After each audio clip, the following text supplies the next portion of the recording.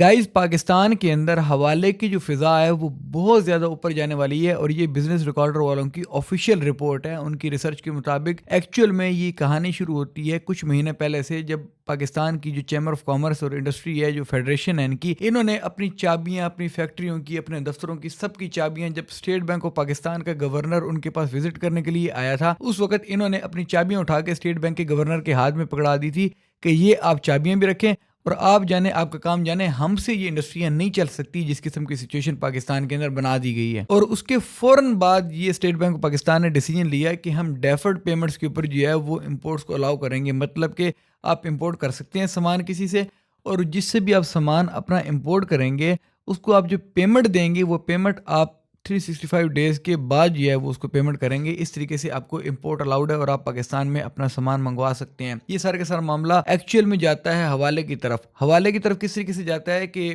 کوئی بھی اس وقت کمپنی ایسی نہیں ہے دنیا کی جو کہ ہمیں مال دینے کے لیے تیار ہوگی۔ سب کو پتہ ہے پاکستانی روپے کی کیا کنڈیشن جا رہی ہے، پاکستان کے اندر کیا اکانومی، معاشی صورتحال کتنی زیادہ ڈاؤن جاتی جا رہی ہے۔ یہ سب کچھ جاننے کے باوجود کوئی بھی کمپنی ایسی نہیں ہوگی کہ جو ہمیں ڈائریکٹلی مال دے، تو وہ مال پھر ہم پاکستان کے اندر منگوائیں گے کس طریقے سے؟ اچھا، یہ اب کمکیری ڈال کے جو ہے نا مال منگوانا پڑے گا۔ یہ ایک بالکل حوالے کا ایک ایسا نظام بنایا جائے گا کہ جس نظام کے تحت جو ہے ایک لیگل چینل کو یوز کر کے ایک انلیگل کام کیا جائے۔ وہ سین کس طریقے سے، ایک تھرڈ کمپنی جو ہے، ایک ڈمی کمپنی دبئی کے اندر رجسٹر کروائی جائے، دبئی کی کمپنی کے تھرو اس بندے کو پیمنٹ کی جائے جس بندے سے ہم نے مال لینا ہے، ٹھیک ہے، اور پاکستان سے حوالے کے ذریعے دبئی کے اندر پیسہ بھیجا جائے۔ تھوڑا سا کنفیوزنگ ہے، میں اور آسان کر کے سمجھاتا ہوں۔ اب پاکستان کے اندر کسی نے چائنا سے سامان منگوانا ہے، تو چائنا سے سامان منگوانے کے لیے چائنیز کمپنی کو وہ اگر بولے گا نا کہ میں آپ کو 1 سال بعد پیمنٹ کروں گا، تو وہ کمپنی والا کبھی بھی نہیں مانے گا سامان دینے کے لیے۔ تو پاکستانی کیا کرے گا؟ پاکستانی ایک کمپنی کھولے گا اپنی دبئی کے اندر، دبئی کی کمپنی کے تھرو ڈیل کرے گا اس چائنیز کمپنی کے ساتھ اور اس سے سامان خریدے گا دبئی کے اندر،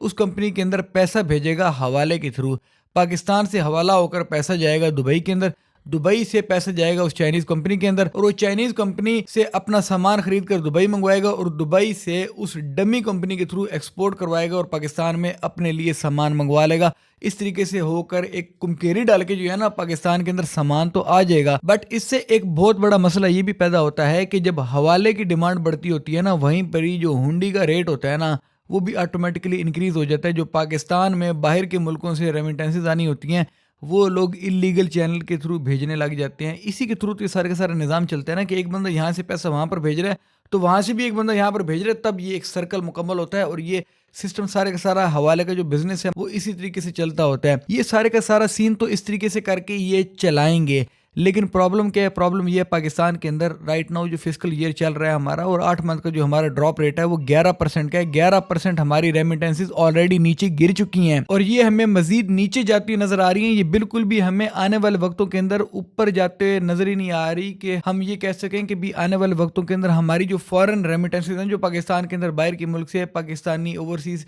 ڈالرز بھیجتے ہیں، وہ کچھ ہمیں بڑھتے نظر آئیں گے۔ ایسا تو سچویشن ظاہری بات ہے کہ تبھی پیدا ہو سکتی ہے جب ہم ایسے ٹائملی ڈیسیجنز لیں کہ پاکستان کے اندر جو آلریڈی انسٹیبلٹی کریٹ ہو چکی ہے اس کو کسی طریقے سے ختم کیا جائے، اور وہ ہمیں انقریب اس طریقے سے ہوتے نظر نہیں آ رہی۔ ٹیبل ٹاکس کے اوپر تو ہم کہہ سکتے ہیں کہ اچھے دن آنے والے ہیں، لیکن گراؤنڈ ریالٹی جو ہے وہ ٹیبل ٹاکس سے کافی زیادہ ڈیفرنٹ ہوتی ہے۔ اور یاد رکھیے گا اکانومی نیچے جاتے ہوئے تو ٹائم نہیں لیتی، لیکن اوپر آتے ہوئے وہ ٹائم لیتی ہے، اور اچھا بھلا ٹائم لیتی ہوتی ہے۔ ایک ٹائم کنزیومنگ پروسیجر ہوتا ہے سارا کا سارا۔ اس سب کو نپٹنے کے لیے ہمیں جس قسم کی پالیسیز بنانی چاہیے، ہم ان پالیسیز کی بالکل الٹا جا رہے ہیں۔ پاکستان کے اندر فیکٹری تب چلتی ہے جب اس کے پاس را مٹیریل ہوتا ہے، اور میجورٹی فیکٹریز جو پاکستان کے اندر ہے وہ اپنا را مٹیریل باہر کے ملکوں سے امپورٹ کرتی ہوتی ہیں، اور پھر پاکستان کے اندر پروڈکٹ تیار کر کے آگے ایکسپورٹ اپنا کرتی ہوتی ہیں۔ جب اس کو را مٹیریل ہی نہیں ملے گا تو وہ کیسے چلے گا؟ مطلب کہ پاکستان کے اندر اگر ایک بندہ فیکٹری چلا رہا ہے، وہ بندہ فیکٹری چلا کر یہاں پر پروڈکٹس بنا کر باہر کے ملکوں میں بھیج کر ڈالر منگوا رہا ہے،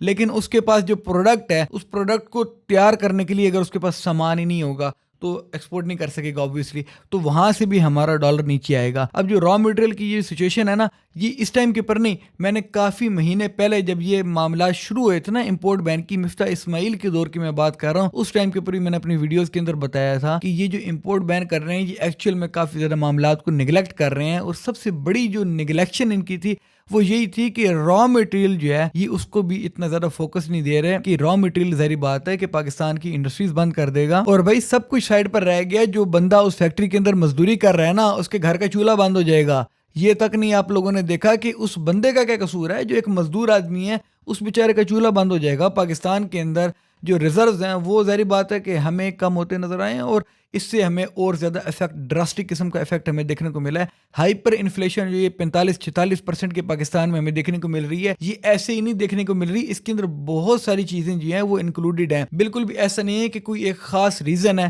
جس کی وجہ سے ہمیں انفلیشن دیکھنے کو مل رہی ہے۔ انفلیشن کے اندر بہت ساری چیزیں ہیں جس کے اندر سر فہرست پولیٹیکل انسٹیبلٹی ہے، پاکستان کے اندر فائنینشیل انسٹیبلٹی ہے، کموڈیٹی کا بہت بڑا کرائسس جا رہا ہے پاکستان کے اندر اویلیبل ہی نہیں ہے کیونکہ ہم امپورٹ نہیں کر سک رہے۔ امپورٹ کے لیے ہمیں کتنے ولے ڈالنے پڑتے ہیں، کمکیریاں گھما کے ہمیں جو ہے سامان منگوانا پڑ رہا ہے۔ جیسے میں نے آپ کو پہلے ایک کافی زیادہ ڈیٹیل کے اندر بتایا کہ پاکستان کے اندر جو لوگ منگوا رہے ہیں کیسے حوالے اور ہنڈی اور پتہ نہیں کس کس طریقوں کو یوٹیلائز کریں گے۔ یہ ایکچوئل میں جو حوالے اور ہنڈی کا میں نے سارا کا سارا نظام آپ کو ایکسپلین کیا تھا، یہ بزنس ریکارڈر والوں کی اپنی ریسرچ ہے اور کافی زیادہ بہترین قسم کی ریسرچ ہے کہ واقعی میں یہ چیز پاکستان کی اکانومی کو اس ڈکلائن کے اوپر لے کر جائے گی کہ اس ڈکلائن کے بعد ہمیں نہیں پتا کہ ہم نے اس کے بعد اپنے آپ کو کس طریقے سے سٹیبلائز کرنا ہے۔ اصل مسئلہ یہ ہوتا ہے کہ جب ہمیں پتہ نہ ہونا کہ اپنے آپ کو سٹیبلائز کس طریقے سے کرنا ہے، تو اس وقت جب کوئی دوسرا آپ کو آ کر ڈی سٹیبلائز کر دینا، اور کوئی دوسرا کس طریقے سے آ کر کرے جس طریقے سے پاکستان کو کیا گیا ہے، تھوڑا سا بھی کوئی عقل رکھنے والا آدمی ہوئے گا نا، وہ پاکستان کی تاریخ پڑھ کر دیکھ لے کہ پاکستان کے اندر جب ڈی سٹیبلائزیشن آئی ہے وہ کس کی وجہ سے آئی ہے، کیوں آئی ہے، اور کن مقاصد کی وجہ سے لائی گئی ہے۔ ہمیشہ ہر جگہ کے اوپر کسی ایک اسپیسیفک اینٹی کو ٹارگٹ نہیں کرنا چاہیے، کبھی کبھار ایک براڈ پرسپیکٹیو سے سوچنا چاہیے اور دیکھنا چاہیے کہ کون کون وجوہات ہیں پاکستان کی کہ پاکستان آزاد ہونے کے بعد آج اس سٹیج کے اوپر کھڑا ہے کہ جہاں پر سارے کے سارے مایوس ہو چکے ہیں، اور مایوسی کافی خطرناک ہوتی ہے۔ Well that's all for it though. اللہ حافظ، take care of your self.